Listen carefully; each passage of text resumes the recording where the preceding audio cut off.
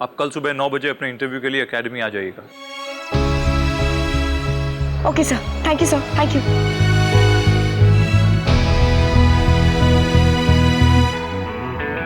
वो अजय, आप रिलैक्स कीजिए, हम चलते हैं।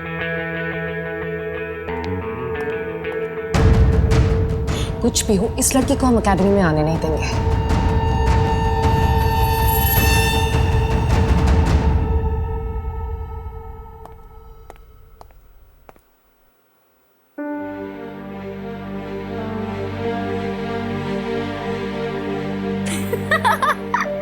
तुसी लोग तो ऐसे कर रहे हो जैसे एक दूसरे को जानते ही नहीं।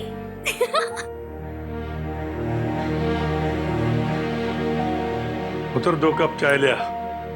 मैं नहीं पीवांगी। अपने लिए भी बना लिया। जी बाबूजी।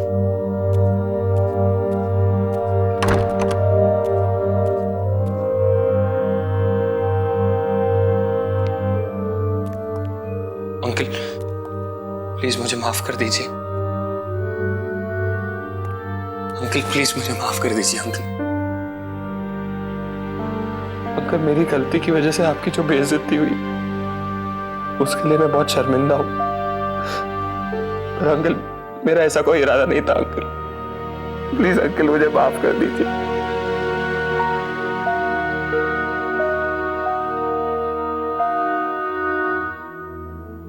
पुत्र इतने बरसों से मेहनत मशक्कत करके जो इज्जत कमाई थी ना, 1 मिनट में मिट्टी में मिल गई। मैं खड़ा रहा और कुछ बोल भी नहीं सका। क्या बोलता कि ये कंगन आपके बेटे ने दिए मुझे। चोर वो है, मैं नहीं। अरे उन्हें तो ये भी नहीं पता कि तू मेरी बेटी से प्यार करता है और उसी से शादी करनी है। और सच कहूं कि मैं तेरे परिवार वालों के सामने तेरी इज्जत उछालना नहीं चाहता। और एक बात और कि अब मेरी आंखों में तेरे लिए कोई इज्जत नहीं, कोई इज्जत नहीं। अंकल पर मैंने ये सब अमन के लिए। बस उमेश बस। जो अपने ही घर में झूठ बोल सकता है, चोरी कर सकता है, उसके हाथों में मैं अपनी बेटी का हाथ कैसे दे सकता हूं? और तूने तो अभी तक अपने घर में भी नहीं बताया। प्लीज अंकल ऐसे मत कहिए। अंकल मैं अपनी माँ को अमन के बारे में बता चुका हूँ। मेरे सारे कजन्स भी अमन को मिल चुके हैं अंकल। अंकल एक बार मेरी माँ ने पापा से भी बात करने की कोशिश की, पर अंकल मुझे भरोसा है कि वो एक दिन मान जाएंगे। अंकल मैं घबरा गया था अंकल, मैंने चोरी नहीं की। अंकल वो कंगन भी मैंने आपको भरोसा दिलाने के लिए दिया था और कुछ नहीं। अरे तू कह रहे कि मैंने चोरी नहीं की? अरे अपनों से झूठ बोलना ही सबसे बड़ी चोरी है पुत्र, सबसे बड़ी चोरी है।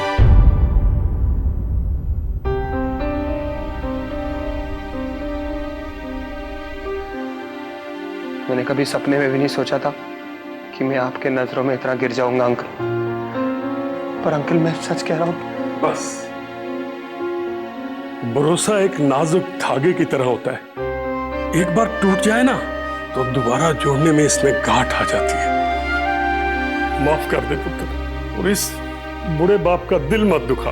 टन टन, ये लो जी गर्मा गर्म चाय। अमनप्रीत के हाथ का चाय पियो और अपना दिन बना लो। कि बाबूजी सही गल ना? बिल्कुल सही। अरे बाबूजी मेरी दूसरी कंगन बन के कब आएगी?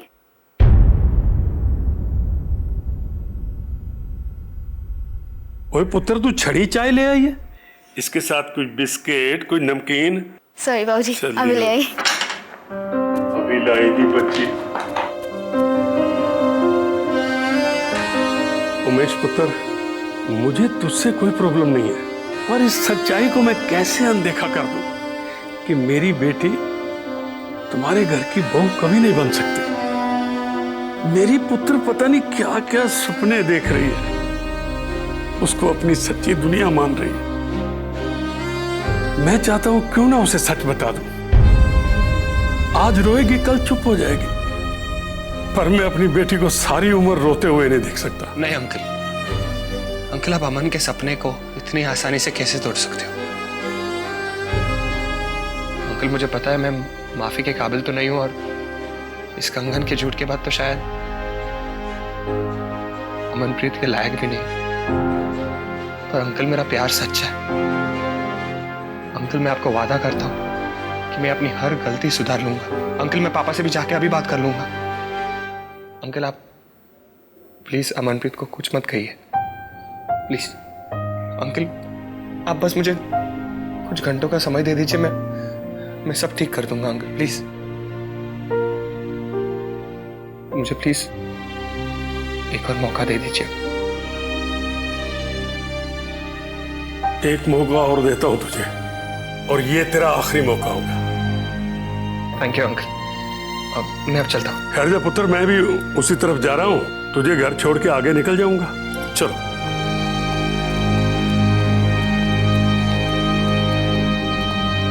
पाऊजी बिस्किट।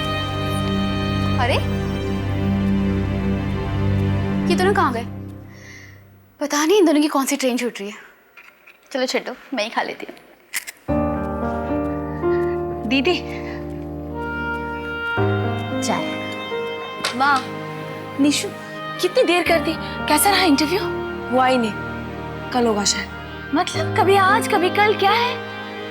लक्ष्मी रिलैक्स, आप प्लीज मुझे कुछ खाने के लिए दे दो, बहुत भूख लगी है। मुझे पता था सैंडविच है तेरे लिए। ताई जी, आपकी डॉडी दी के साथ कुछ बात हुई क्या? नहीं तो क्यों, क्या हुआ? नहीं, डॉडी दी का फोन आया था, पर मैं थोड़ी सी बिजी थी तो ठीक से बात नहीं हो पाई। थोड़ी सी परेशान थी वो मेड्स वेड्स को लेकर, और लीला आंटी के साथ भी कुछ छोटा मोटा इशू हो गया। नहीं, मेरे पास तो डॉली का कोई फोन नहीं आया। कोई बात नहीं ताई जी, कोई छोटा मोटा इशू होगा, छोड़े ना। लेकिन आप उन्हें फोन कर लेना, लेकिन हाँ बताना मत कि मैंने बताया, वरना वो ना मुझे सेंटी देगी। ठीक।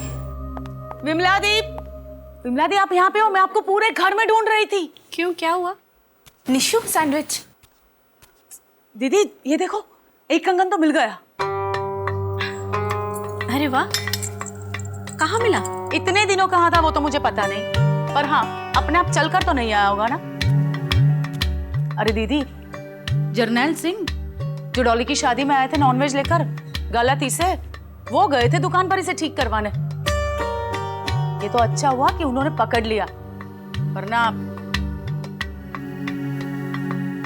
सच कहूं दीदी, ये दूसरा कंगन भी वो जर्नैल सिंह के पास ही होगा।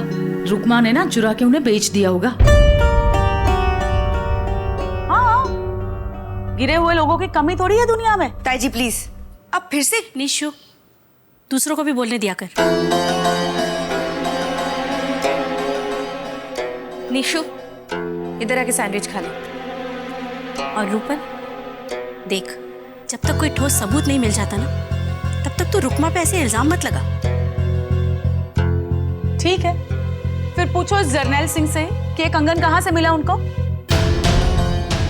और हाँ, वो बोल रहे थे कि रमेश ने उसे ऐसे ही जाने दिया। हाँ भाभी, मैंने उसे जाने दिया।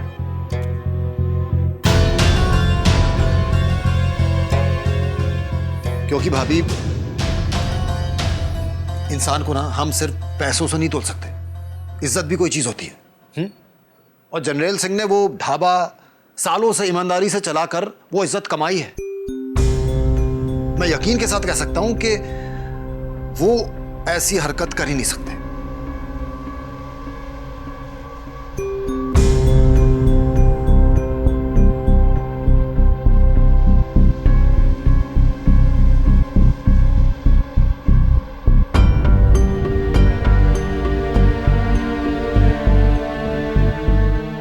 मुझे समझ में नहीं आ रहा रमेश कि बाहर वालों को बचाने के लिए तुम अपने घर वालों से क्यों लड़ रहा है? भाभी, बात बाहर और अंदर की नहीं है, बात सच की है। और जब तक हम में से कोई सच नहीं जानता है, हम ऐसे ही किसी पे कैसे इल्जाम लगा सकते हैं? रमेश, रूपन भी तो यही कह रही है। शायद सच यही हो कि जनरल सिंह ने चोरी के कंगन खरीदे हो। और रूपन, तुम भी क्या ये मेरे कंगन लेके बैठ गई? अरे मिल गए ना तुम्हारे कंगन। सब पड़ जाओ मेरे ही पीछे। पर एक बात मैं बता देती हूँ, मेरी आंखें ना कभी धोखा नहीं खा सकती। मैंने तो डॉली की शादी में ही देख लिया था, उस जर्नल सिंह का कैरेक्टर मुझे कुछ खास नहीं लगा था। कुछ भी कहो, ये कंगन मिले तो उसी के हाथ ना। और आपने तो उसे पूछा भी था ना कि कहां से मिली ये कंगन, दिया था उसने जवाब? नहीं। बस फिर कौन हुआ चोर? जिसने चोरी की है वो, या वो जो चोर को छुपा रहा है? जर्नैल सिंह। बस चाची,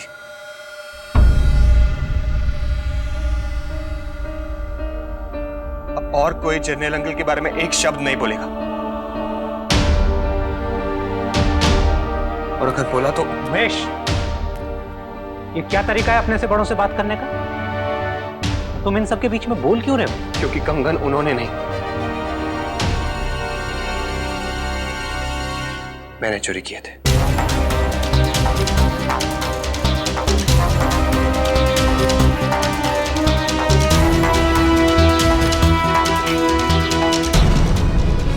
आपको पता है ये सब? नहीं रूपन, ये उमेश तो बच्चा है, बौखला के कुछ भी बोले जा रहा है। मैं पूरे होश में हूं। कंगन चुराने की अपनी गलती मान रहा हूं, लेकिन अमन को प्यार करना मैं... चुप कर।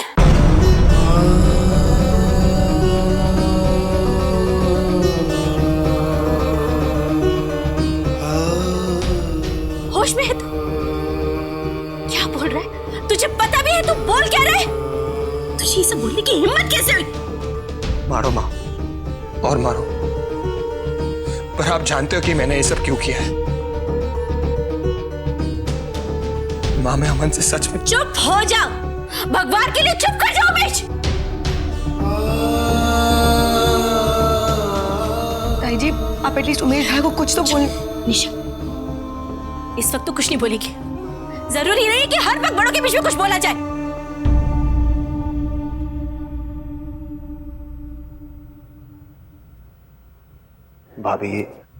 भाभी शांत हो जाओ। कभी सोचा है तूने उमेश कि तेरे दादी, दादाजी और तेरे पापा को इसके बारे में पता चलेगा तो क्या होगा?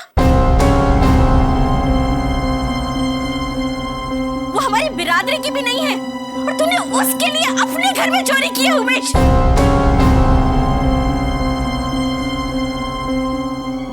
दीदी आप प्लीज शांत हो जाइए, आपकी तबीयत खराब हो जाएगी। कोई फर्क नहीं पड़ता है लक्ष्मी, किसी को कोई फर्क नहीं पड़ता है कि मैं जीऊं या मरूं।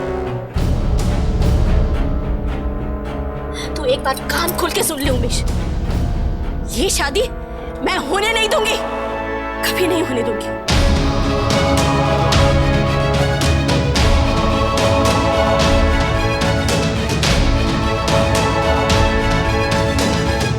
माँ, मैं चोरी करने की गलती मान रहा हूं, लेकिन इसमें अमनप्रीत या जर्नैल अंकल की कोई गलती नहीं है। चाची, मैं आपसे वादा करता हूं कि आपको आपके कंगन जल्दी मिल जाएंगे, पर इसके साथ साथ मैं एक और वादा पूरा करूंगा, वो वादा जो मैंने अमनप्रीत को किया है। मैं अमनप्रीत से ही शादी करूंगा, वरना करूंगा ही नहीं।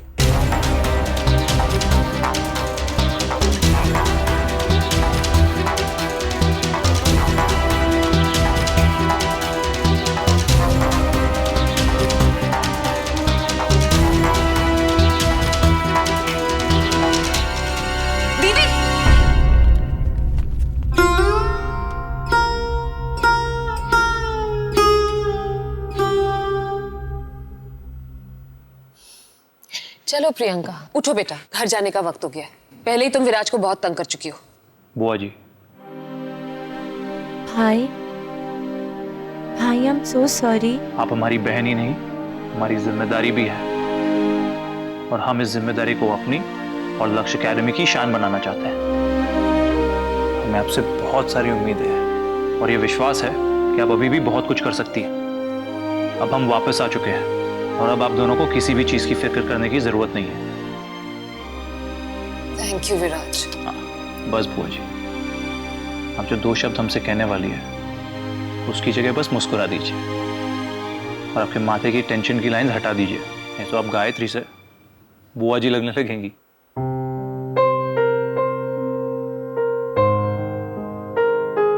छोटू को आपके फिजियोथेरेपिस्ट आ चुके हैं। एक्सक्यूज मी।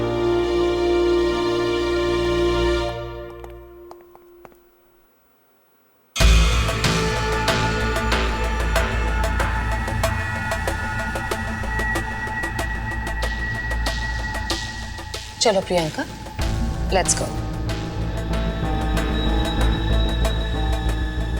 बेटा you go to the car, मैं तुम्हारा सामान ले आती हूँ। हाँ?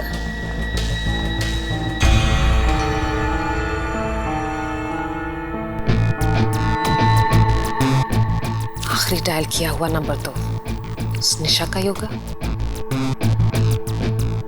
There you are. Send message. Interview का टाइम पोस्टपोन हो गया है to 11 AM. Send. और अब मैसेज डिलीट करो। Done. Do, darling.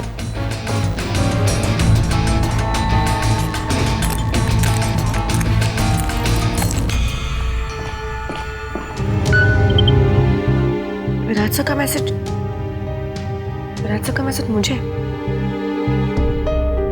इंटरव्यू 11 बजे, लेकिन मुझे तो 9 बजे बोला था। पता नहीं, शायद कुछ काम होगा। तुम दोनों ने उमेश भैया को कहीं देखा है? नहीं, पर तू इतनी टेंशन में क्यों है? अरे यार, उमेश भैया और विमला ताई के बीच में बहुत बड़ा इशू हो गया है, अमनप्रीत को लेकर। मैंने आज तक उन दोनों को इतना गुस्से में कभी नहीं देखा है। उसके बाद उमेश भैया कहीं चले गए और फोन भी नहीं उठा रहे यार। दोबारा डायल कर। हाँ। उठाया क्या? नहीं।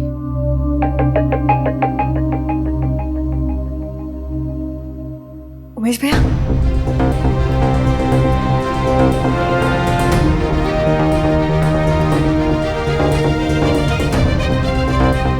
भैया क्या हुआ? अब ठीक? उमेश भैया क्या हुआ? सब ठीक तो है ना? अमन के पापा की एक्सीडेंट में डेथ हो गई। क्या? मैं उनके घर गया था, सॉरी बोलने। फिर उन्होंने ही मुझे बोला कि बेटा चल मैं तुझे घर ड्रॉप कर देता हूँ। उन्होंने मुझे घर ड्रॉप किया और चले गए। और उसके 1 घंटे बाद मैसेज आई।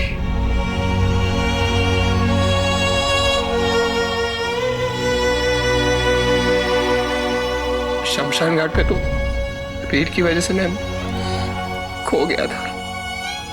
उसके बाद प्रेयर मीटिंग भी हुई, पर जाने की हिम्मत ही नहीं हुई। क्या मुंह लेकर जाता था मैं अमन के सामने? न्यूज सुनने के बाद तो वो पूरी टूट चुकी, कुछ बोल ही नहीं रही।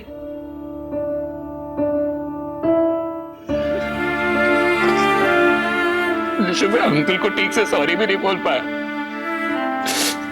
दिखा भी नहीं पाया कि मैंने जो किया वो। रिलैक्स उमेश भैया, मैं जानती हूँ कि आपने जो कुछ भी किया वो गलत था, लेकिन उसकी वजह गलत नहीं थी। आप जाइए, अमन के पास जाइए, उसको आपकी बहुत जरूरत है। जाइए। मैं सॉरी भी नहीं बोल पाया उनको। आप घर की चिंता मत करो, घर में सब कुछ मैं संभाल लूंगा। प्लीज उठो। उठो।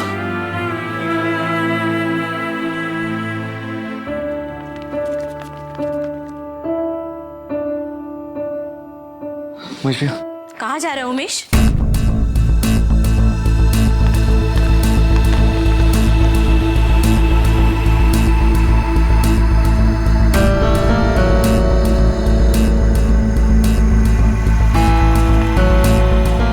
दीदी, मैं आपके लिए स्पेशल चाय बना कर लाई हूँ। आप आराम से बैठिए और चाय पीजिए। कहाँ जा रहे हैं तुम?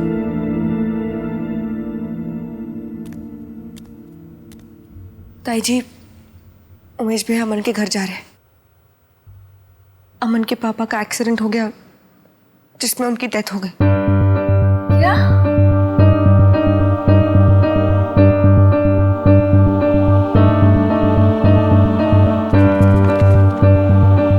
कोई जरूरत नहीं जाने की।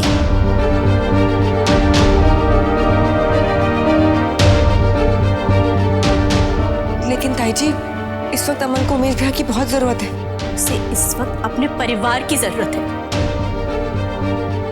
और उमेश उसके परिवार का सदस्य नहीं है और ना ही कभी होगा।